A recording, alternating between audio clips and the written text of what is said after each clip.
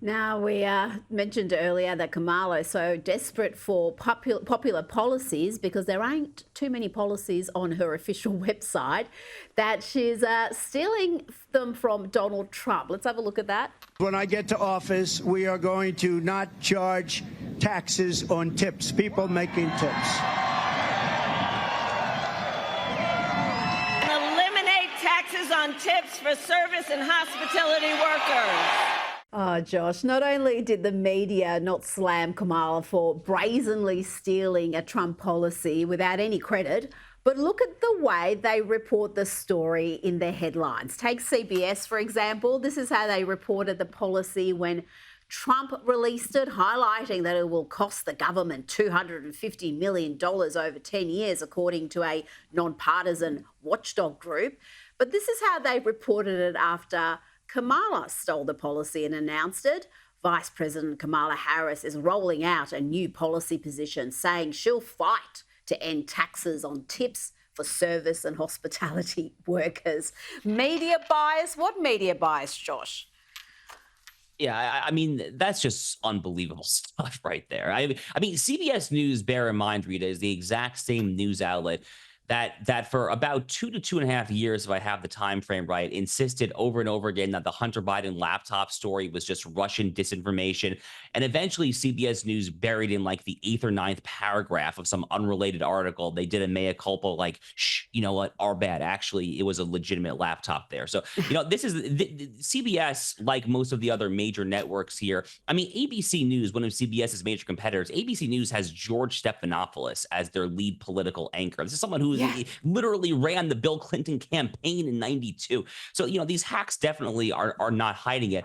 Look, I mean, I'm not surprised that Kamala Harris is a plagiarist when it comes to policy because her 2020 running mate, Joe Biden, was actually an admitted plagiarist back when he was in university. He was very much accused and then ultimately decades later admitted that he was a plagiarist. I can't remember if it was in college or law school. So plagiarism seems to run very much in kind of the Democratic Party DNA at this particular point there. But ultimately, it's kind of a refresher here that it's very difficult to kind of out-pander the Democrats, even if you try to kind of put a sound policy into place to try to help out some blue-collar people amidst this Bidenomics terrible economy. The Democrats have no shame whatsoever. They're gonna try to just double you, triple you, quadruple you up, trying to basically just pander to as many people as possible. That's how they buy votes. That's how they win elections, unfortunately. Now, let's talk about Tim Walz. The Harris campaign is desperately trying to silence rumours that he campaigned on stolen valor. A campaign spokesman, though, has admitted to CNN that the governor misspoke. I love that term, misspoke, when he talked about his time in combat. Here is a little bit of the governor misspeaking. Sure that those weapons of war that I carried in war is the only place where those weapons are at. Carrying weapons of war. Now, Battalion Commander John Kolb, who ran Walz's former unit, is accusing the VP nominee of misrepresenting his rank in the military. Walz has claimed he reached the rank of Command Sergeant Major with the National Guard, but that doesn't appear to be the full story, Josh.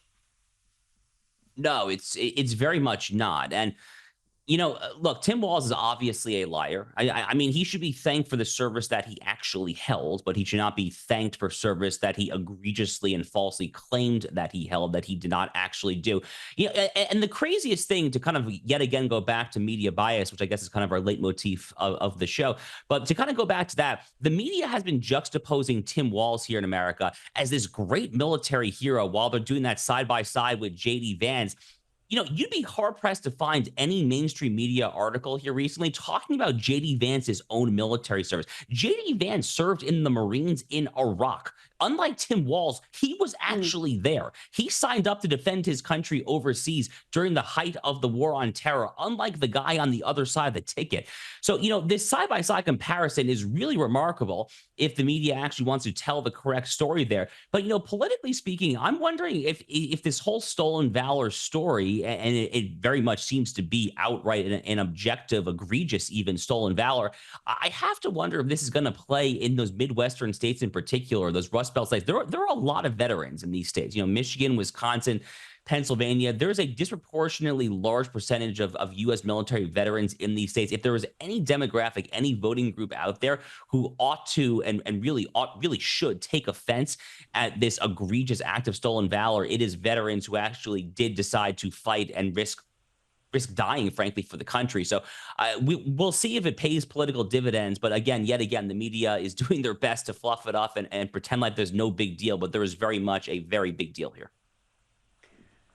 Oh, absolutely. This is an issue people care about. But you're right. If you Google this topic, the top search results are almost all gaslighting us. They're almost all presenting Walz as some war hero who's any questioning of his record is fake news. And then there's all sorts of question marks over Vance, who was actually there and who signed up to be there, as you said, at the height of the battle. Now, it's not just the American media acting as the Democrats' propaganda arm. Our own Nine papers have claimed the nickname Tampon Tim, which has been trending on X, levelled against Tim Walz, is actually backfiring because it highlights Walz's effort to combat period poverty by putting free menstruation products in Minnesota public school bathrooms. Now, somehow, Josh, in this piece that ran for some 1,000 words, the author missed the key point. The fact that Walz is mocked as Tampon Tim, not because he made tampons available for girls, but because he put tampons in boys' bathrooms in schools across Minnesota. I mean, I don't know how you write 1,000 words and somehow miss the key point, but that's the Australian media for you, Josh. Not much better than what you've got in the US. Thank you again for your time this evening. It's always a pleasure. Always a pleasure. Thank you, Rita.